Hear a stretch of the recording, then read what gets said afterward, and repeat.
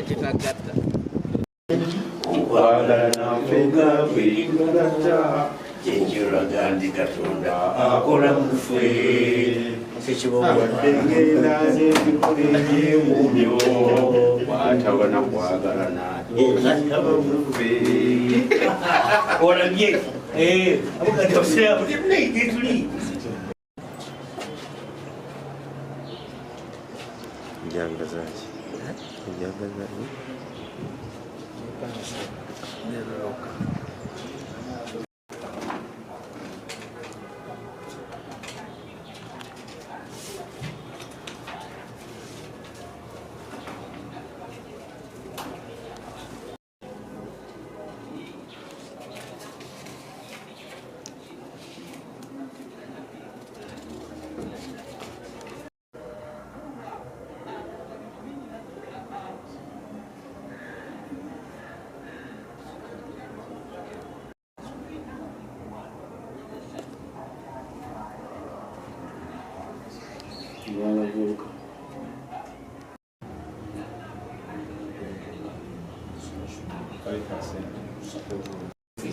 wakajja tukiyingire wabaddewo mukadde waffe abaddewo naye okusinziira ku nkyukakyuka etasosola muntu yenna mbaaniriza mwenna n'abawerekeddeko Ssekiboobo buli omu mu kiti kye era mbagamba salaamu aleikum warahmatullahi wabarakatu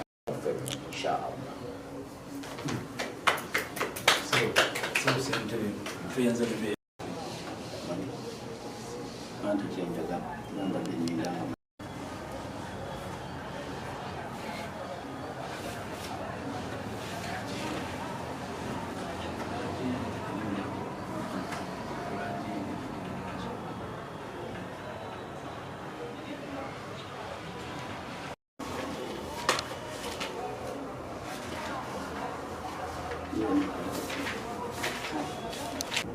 Abasambi abo balungi n'omutindo gwe badde bazewoolesa ennaku zino gubadde tegunatuuka ku ekyo kye tubasuubiramu naye tubasuubira nti bwe bavaamu ekyo ekyugwe ekyokuba nti puresha eri waggulu naffe tubataddeko akanyiga nti tusuubiza Banakyaggwe nti ttiimu twagala etutuuse wali mu maaso g'Omutanda so wabula ndowooza puresha abadde akyabakuba bakuba bulungi omupiira ogwasooka ne bakuba goolo nnya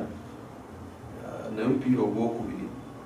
gwalimu ebintu bingi era nga bwe nsanze mbabyogerako wano so tetwasobola kugujjamu bubonero busatu wadde bwe twali twagala naye tusuubira nti omupiira oguddako gwa buddu tujja kuteekako embeera kuba nabo abasambi ng'abasambi bali committed ku ekyo ekyo kyennyini. Omupiira ogwo guliro nga 16 mwezi tuba n'okusaba okwawamu okw'omulundi ogumu tugamba nti juma bweti tujja kubeera mu kusabira ttiimu ya Kyaggwe zokulaba nga era ttiimu ya Kyaggwe ku lunaku olwo tugisondera ssente mu Kyaggwe yonna. Kati tukiranga abanasi okubeera nkola ki bagitegeere tukkanya nti tujja kubeera ku mwezi 16 juma ya 16 kitegeeza nti tutandikirawo kiranga tinga 16 anakulira okusaba okukulu okukyaggwe yonna kujja kubeera ku muzikiti eMukono. Anakulembera okusaala okwo ajja kubeera Sheikh Gundi tulitayo Sheikh ow'enjawulo ate okuba nga disitulikiti ajja agenda okulembera disitulikiti ajja okulembera okusaala okugamba ati bateekateeka ekintu kyekimu bali politiko juzi baprotestants okuba nga nabo bateeka kintu kyekimu era batuweereza ku ssente kakadde kasente katuuka eri ttiimu bali bakozemu omulimu ate nga ne wansi bageza kulaba bakola tubongere okumobilizinga. So awo wonna wonna wotunuulira tibutulaba ensonda yonananesa okuba nga esobola okubeera nga evujjirira ssente mu nteekateeka eno tujagiriza amakampuni basponsors tubeetaagira ddala kati wano Musajja y'Obusiraamu teyenyigiddeewo. So Ssekiboobo wakoonye ku kantu k'okukunga nganze atwala abavubuka abawala n'abalenzi Mukono disitulikiti ngenda kulaba nga ntuuka wansi oba nange nina abakulembeze bange wansi ku mizikiti n'amatwale nga bwe mugalaba wano okulaba nga okukunga kukwongerwamu amaanyi kubanga oli asobola obutasobola kukwata mutwalo wano n'aguwaayo naye ng'ate asobola okugenda ku bishopu n'asasula 50,000 ezisabiddwa era n'enduulu n'agikuba takomye okwo n'omujozi agenda kukugula agule ne vuvuzeera ate okwo konna kuba kussaamu so ekyo kyo nkikusuubiza inshaallahu taala ekyo ekimu nkikoze bulungi nti ne kanso y'abavubuka eya disitulikiti yakuba 6 era ejja kuba wano bonna nabayise ngenda kulaba nga mbategeeza nga okulaba nga bazzaayo wa mu matwale ne mu mizigiti okulaba nga enteekateeka eyo egenda maaso ekyokubiri sebokaali yeerabira oba okudifendinga obulungi kyakwe nga tuyitawo buki nga tuyiseebwa nga Mungu naye atukoze eki nga atuwulidde kuba wetusaba Mungu n'ateeka mu nkola ekyo kyonga 15 inshaallahu taala era nina sekuritale wange akulira sekuritale wa ddaawa alambika omumanyi nateeka ekiteekekikanga 10 namba zimbule tutumule mu kibula tukiyita kibula tutumule Mungu atuwulire akole ekisoboka kyonna nga atuteeramu baraka atuteeramu obwangu agatuveewo nga tumaze okukola ki okululonda naye nsaba mu kantu ako tusooke tudde mu lukiiko lwaffe lubeewo n'entegeka entuufu tetwagala kukola bintu byabutabaawo olunaku lwetuba tukkirizaganyizaako nsaba tetujja kulwemalirira wabula tusooke tutuulemu tube nga tulufulumya olunaku lwegaseeko ffenna era mu nkola eyo nsuubira kijja kuba kijja mu butongole nga kireetebwa engeri gye kirina okuleetebwa newe kirina okusookera mpozi nga mukyusizaawo naye kitunzi oyo